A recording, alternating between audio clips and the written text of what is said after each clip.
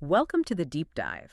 We cut through the noise, getting right to the core of, well, fascinating topics.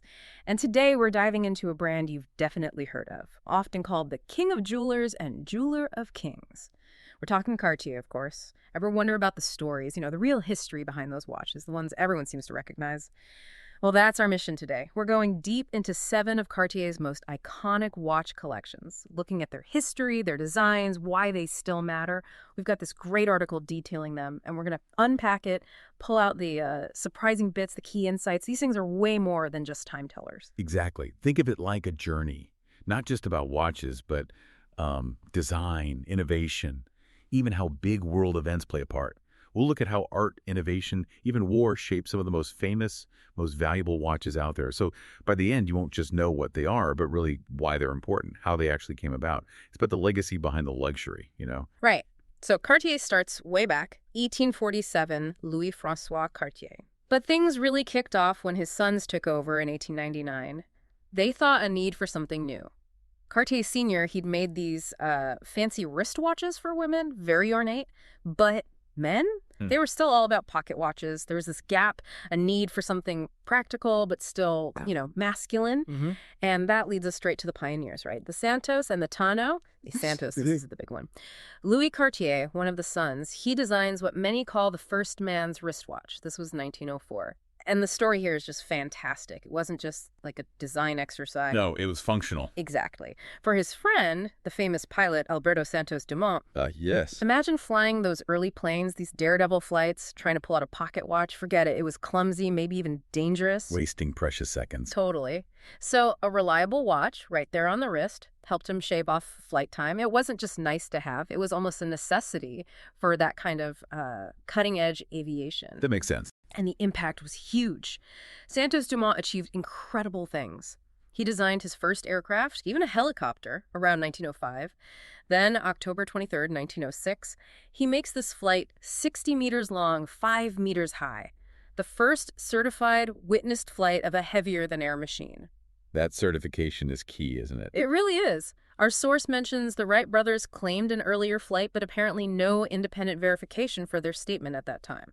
So that verified flight for Santos Dumont really cements the watch's place in history. Absolutely. It links the Santos directly to this undeniable milestone. It's not just a first, it's proven by history. Great story for Cartier. Definitely. A powerful narrative. So the design goes into production, general sale from 1911, and today they're hugely valuable. Oh, yeah. That source mentioned a Santos Misterios 100 sold for, what, $40,000 back in 2019? Right, and the Santos de Cartier skeleton models, the ones where you see the mechanics inside. The openwork dials. Those can go from like $25,000 up to $55,000 retail, depending on the metal. So, while the Santos was breaking ground with practicality, Cartier also launched the Tonneau in 1906.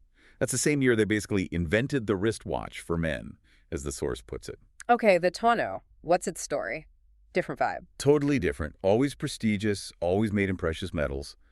Gold, platinum, that sort of thing. It had this really distinctive barrel shape you'd recognize. What barrel shape? Interesting. But here's the thing. It didn't catch on immediately with everyone. Our source says the strap was thinner, and it was often scorned by the most masculine. Scorned? Really? Yeah, so it became more of a collector's piece, prized by connoisseurs who appreciated that unique, elegant shape. Maybe a bit ahead of its time for the mainstream male taste back then. So more of an insider's choice, you could say. Has that changed? So, yes and no. It's always been respected by those in the know. But good design lasts, right? It got a big revival in 2019, part of the Privé collection.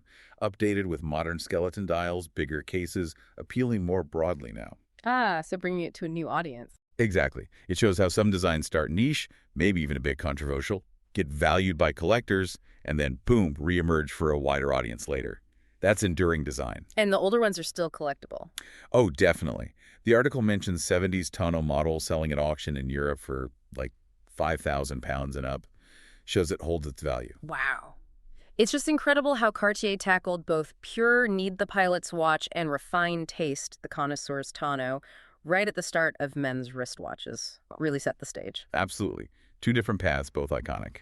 Okay, so from those beginnings, Cartier takes this really unexpected turn for inspiration. We're talking about the tank watch. Ah, the tank. Unmistakable. Launched in 1917. And the inspiration, it's a kind of wild, actual tanks from the Western Front in World War I, Renault tanks specifically. It seems so counterintuitive, doesn't it? A brutal war machine inspiring something so elegant. It really does. And the very first one made, given to U.S. General Pershing in 1917. So right away, it's tied to these huge historical events. A direct link. And the design itself is so distinct. That square face set inside the rectangular case, those thin sword-like hands, you see those on lots of Cartier. Mm-hmm. A signature element. And the blue sapphire cabochon on the crown, that little dome of polished gemstone, Yep. instantly recognizable. Right. The early ones even had straps that looked like they flowed right into the case sides. Yeah. Very integrated. It's just amazing to think that such elegance came from that inspiration. It really is. And maybe that's the genius of it.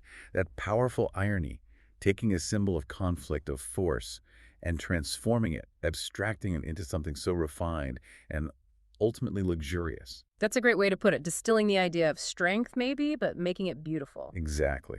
The design elevates it, lets the brutal origins fade, but keeps that powerful aesthetic.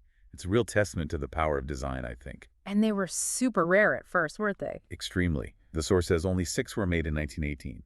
Just 6. Wow. But the design obviously had legs. It kept evolving. Oh, absolutely. You get the Tank Louis in 1922, the Tank Américain later in 89, the Tank Français in 96. So same core idea, but adapting over time. Precisely. Each keeps that spirit befits its own era. Enduring is the word. So moving into more modern times, Cartier didn't stop innovating. Let's talk about the Belle en Bleu and the Clé de Cartier.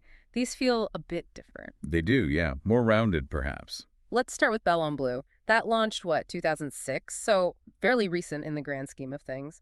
Known for its rounded look and sexy curves. The article even says it floats through the world of Cartier watchmaking. Quite poetic. Huh, yeah. It does have that smooth, pebble-like feel almost. And the signature thing is that sapphire cabochon, the blue ball, but it's sort of suspended, integrated right into the case by the crown guard. Right. It's not just stuck on the crown. It's part of the case's flow. But the source notes something interesting. Not all of them are genuine sapphires. Ah, right. Which allows them to keep that design signature across different price points.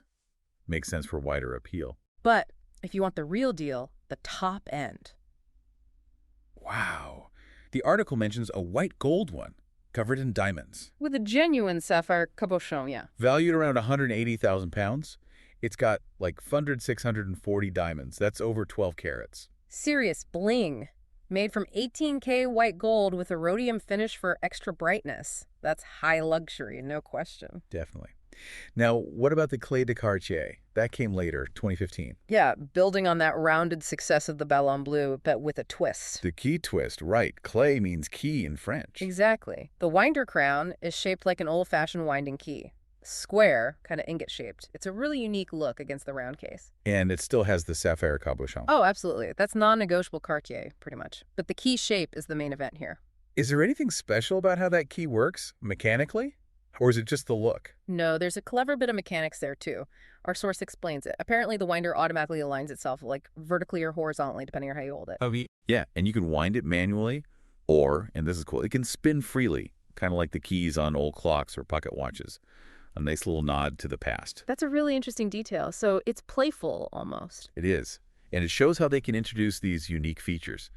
Initially, the Clé was only in precious metals, gold. Right, keeping it exclusive at first. But now, you can get it in stainless steel, too. So they opened it up, made it more accessible, while keeping that unique design. That makes sense, broadening the appeal. And the source mentions another detail, the secret signature. Ah, yes. Inside the Roman numerals. Exactly. Usually a tiny Cartier hidden in the V or the X of the Zix or X numeral helps spot fakes. On the Clé, the numerals are often quite bold, blue, matching the sapphire.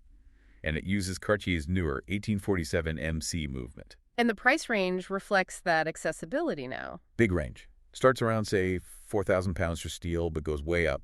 Top-end gold ones with diamonds, you're looking at 140,000 pounds. It's just fascinating how they blend aesthetics and mechanics in these newer lines. The floating ball, the clever key. It's art and engineering. Definitely. Pieces designed to be talked about, not just worn. Okay, let's shift gears to what you might call the really high-end, the connoisseur's choices. The Rotonde and the Tortue. Right. This is where Cartier often showcases its most complex watchmaking. The Rotonde de Cartier collection is really diverse in style, But the focus is always on premium craftsmanship. Still got the signature cabochon, I assume? Usually, yes. But they're also known for really interesting chronograph displays, moon phases, very complex movements. And this is where we see some seriously high prices, right? Oh, yeah. This is peak horology. The source highlights the flying tourbillon model. The tourbillon, that's the mechanism that counters gravity for better accuracy. Super complex. Exactly. And the Roton flying tourbillon retails for over 1.3 million. No, 1.3 million. That's staggering. It is. It's about showcasing the absolute peak of mechanical artistry and, well, exclusivity. It's not just telling time anymore. So what drives that value? Is it just the mechanics? It's a combination. The incredible complexity, the hours of hand finishing by master watchmakers, the rarity, often very limited editions, the precious materials, and the sheer artistic statement. It's wearable mechanical sculpture, really. Mechanical sculpture, I like that. And the range for Rotonde is pretty wide then. Huge range. You can find some starting around 7,000 pounds, but it climbs rapidly. Think models like the mysterious double movement, the Astro Tourbillon, Earth and Moon, all very special pieces. Okay, and then there's the Tortue. This one goes way back, doesn't it? It does, back to 1912, almost right after the Santos. And the key thing about the Tortue, its name means tortoise, referencing its shape, Okay. is that it has only ever been made in precious metals, according to our source anyway, gold or platinum. Always. So from day one, it was positioned as pure luxury. Absolutely. A statement of enduring high-end status. The source mentions a specific model, the Tortue XL from 2006, as being particularly rare. Why that one? Rarity. Yeah. Simple as that. Only 100 were made. Even though it's not technically vintage, that limited production makes it highly sought after. And the craftsmanship. Top tier.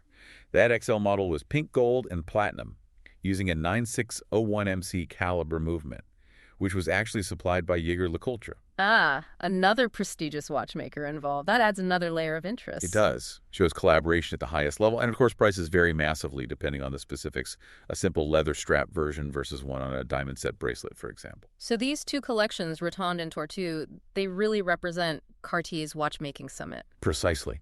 Blending that traditional luxury heritage, precious materials with really cutting-edge, complicated watchmaking, it shows why some objects become so valuable. It's the craft, the rarity, the story. It really underscores how value can be about so much more than just function. Exclusivity, artistry, heritage, it all plays a part. Okay, so what a journey. We've gone from the very first men's wristwatches, born out of a pilot's need with the Santos, and the connoisseur's choice, the Tano. Then that surprising leap with the tank, inspired by, well, tanks. Quite the origin story. Then into the modern era, the curves of the Ballon Bleu, the clever mechanics of the Clé de Cartier. And finally, touching those peaks of watchmaking art with the Rotonde and the enduring luxury of the Tortue. It's quite a legacy Cartier has built. It truly is. And that's really the main point, isn't it? Yeah. Each watch tells a story.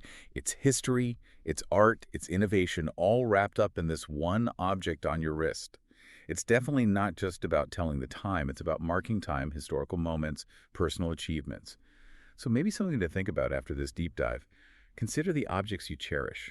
Maybe everyday things, what hidden stories, what unexpected inspirations might be behind them, what elevates them beyond just their function. Maybe that old watch from your grandfather, or even a favorite chair. There might be a whole narrative there just waiting to be seen that makes it extraordinary for you.